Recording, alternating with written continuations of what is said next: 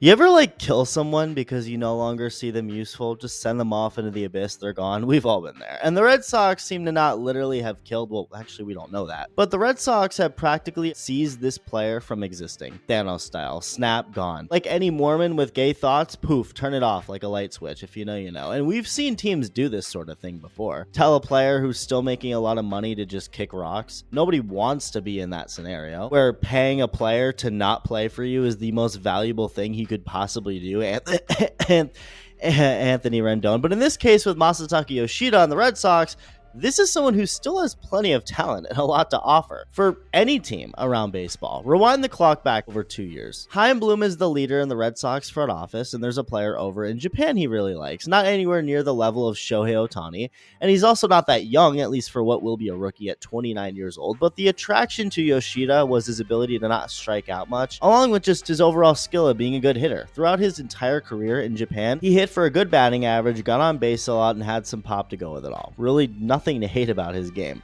The only thing to maybe worry about would be his defense in the outfield, but if his hitting was as advertised, that wouldn't really matter. And they knew what they were signing up for. So in comes Masa to Boston on a 5-year, $90 million contract, and he was a very solid player. He had some stretches of being insane, like in early May when he hit 2 home runs in the same inning, the second one being a grand slam.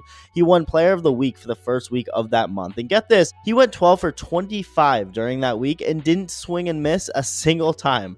So this was him at his absolute best, obviously, and he overall wasn't that great, but just a very solid hitter who also was an awesome person to be around. Everyone loved him. He always seemed to have a smile on his face. Anyone near him had a smile. It was all great.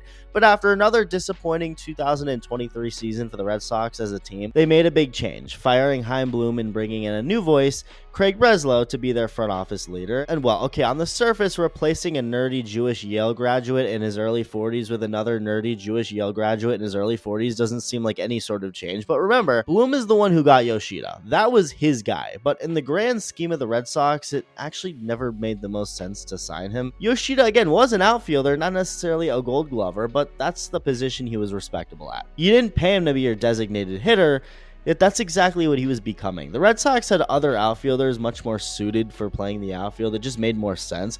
There were even rumblings about Yoshida getting traded before the 2024 season. Just 1 year after giving him $90 million, they were open to being like, okay, bye. Something that wasn't going to be easy, hence why it didn't happen. So Yoshida stayed, but the Red Sox really had no interest in him going back out as the left fielder. Manager Alex Cora literally said if they had to, they would, but prefer not to. And they meant it. You probably played more outfield than Yoshida did last year and just didn't realize it. He only played a single inning of the outfield in 2024. So he was mostly just the designated hitter, and he was once again solid. He had a pretty slow start to the season while also missing all of May because of a thumb injury, but after coming back was one of the best hitters on the team the rest of the year. In his final 69 games, Yoshida hit to a nice 300 batting average and struck out only 33 times. His vibes also didn't go anywhere. Everyone loved him, and that only continued to all be the case in spring training of 2025. Except trying to find any trace of Masataka Yoshida in the year 2025 has been like Obi-Wan Kenobi trying to find Kamino. He basically no longer exists in the Red Sox archives. This team, whether it's the manager Alex Cora or the general manager Craig Breslow or anyone, just wants nothing to do with this guy.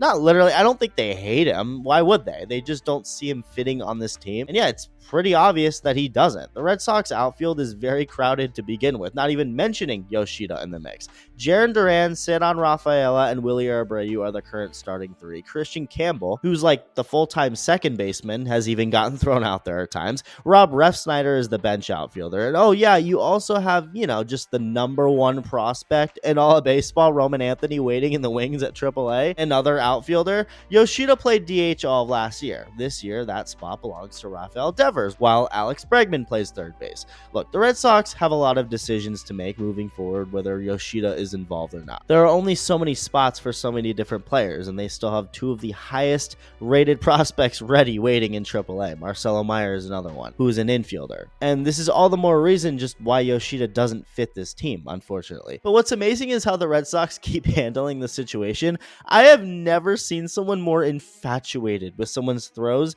than Alex Cora is with Masataka Yoshida's. All the Red Sox basically are saying about Yoshida is that he isn't ready to play because his throws aren't good enough. His right shoulder that got surgery over the offseason isn't ready or healthy enough yet. Yeah, it's just his throws just they're just not there. Gotta clean it up. And I would buy that if he wasn't around through all of spring training this year, playing in 11 different games, hitting 286 and 35 at bats with a home run. That rarely ever happens. A player having a full spring training, no issues, before beginning the season with a big trip on the injury list that was obviously planned. Because let's face it, even if Masataka Yoshida had the shoulders of a Greek god, it's not like the Red Sox would be scampering to bring him back.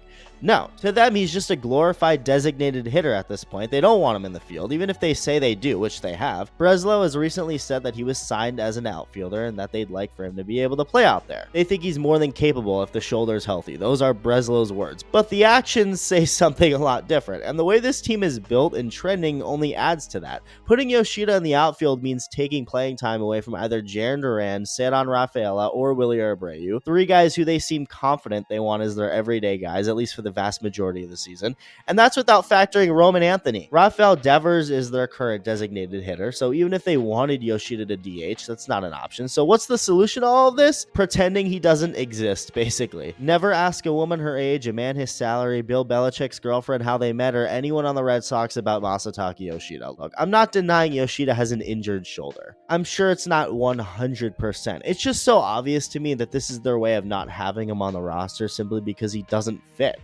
And it sucks. I'd love to see Yoshida on this team because he's good, but because of the fact that he just doesn't fit in with how this team is built, he's practically no longer in existence. They're treating him as if he doesn't exist anymore, at least until someone undoes the Thanos snap that got us to this point. Like and subscribe if you enjoyed this video. Let me know what you think. Love you. Bye.